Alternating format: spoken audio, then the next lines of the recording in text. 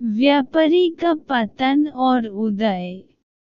वर्धमान नामक शहर में एक कुशल व्यापारी रहा करता था। जब उस राज्य के राजा को उसकी कुशलता के बारे में पता चला, तो राजा ने उसे अपने राज्य का प्रशासक बना दिया। व्यापारी की कुशलता से आम व्यक्ति से लेकर राजा तक सभी बहुत प्रभावित थे। कुछ समय बाद व्यापारी की लड़की की शादी तय हुई। इस खुशी में व्यापारी ने बहुत बड़े भोज का आयोजन किया। इस भोज समारोह में उसने राजा से लेकर राज्य के सभी लोगों को आमंत्रित किया। इस समारोह में राजा घराने में काम करने वाला एक सेवक भी आया, जो गलती से राज परिवार के सदस्यों के लिए रखी कुर्सी पर बैठ गया। उस सेवक को कुर्सी पर बैठे देख व्यापारी को बहुत गुस्सा आता है। गुस्से में व्यापारी उस सेवक का उपहास कर समारोह से भाग देता है। इससे सेवक को शर्मिंदगी महसूस होती है और वह व्यापारी को सबक सीखने की ठान लेता है। कुछ दिन बाद जब वह राजा के कमरे की सफाई कर रहा होता है, तो उस समय राजा कच्ची नींद में होता है। सेवक मौके का फायदा उठाकर बड़बड़ाना शुरू कर देता है।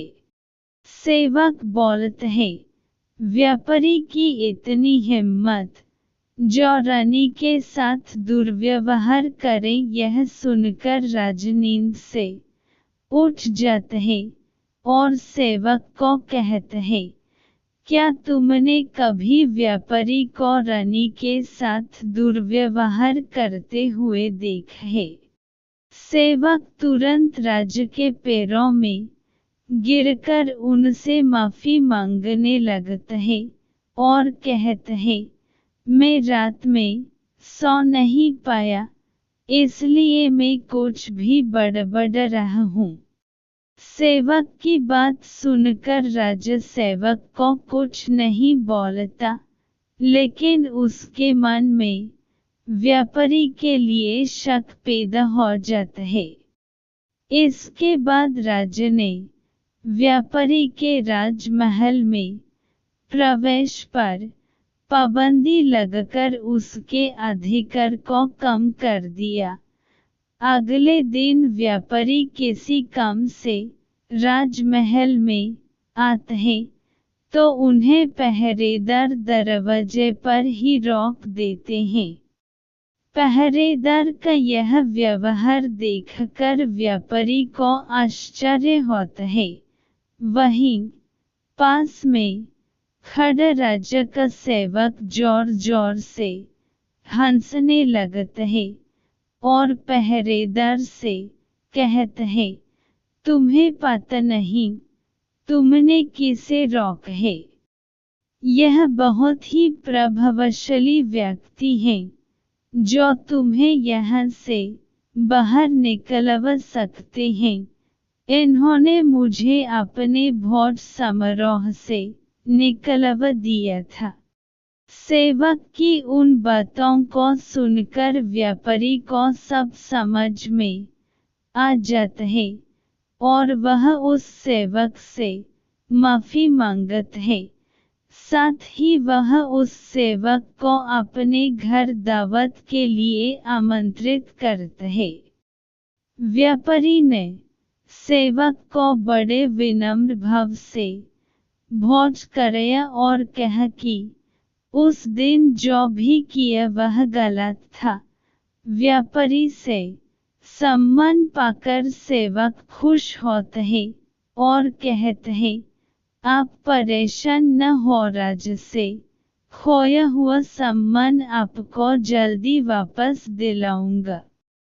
उसके अगले दिन राजा जब कच्ची नींद में होता है तो सेवक कमरे की सफाई करते हुए फिर से बड़बड़ाने लगता है और कहता है, हे भगवान, हमारे राजा इतने भूखे होते हैं कि गुस्लखाने में स्नान करते हुए खीर खाते रहते हैं। इस बात को सुनकर राजा नींद से उठकर सेवक से क्रोध में कहते हैं, मूर्ख सेवक, तुम्हारी इतनी हिम्मत कि तुम मेरे बारे में ऐसी बात करो। राजा के क्रोध को देखकर सेवक पैर में गिरकर माफी मांगता है और कहता है, महाराज, रात को मैं ठीक तरह से सो नहीं पाया, इसलिए कुछ भी बड़बड़ रहा हूँ। फिर राजा सोचने लगता है, अगर यह सेवक मेरे बारे में ऐसा बोल सकता है तो उस व्यापारी के बारे में भी झूठ ही बोल रहा होगा। अगले ही दिन राजा ने व्यापारी को महल में बुलाया और उन्हें उनसे छीने हुए सभी अधिकार वापस दे दिए। कहानी से सीख।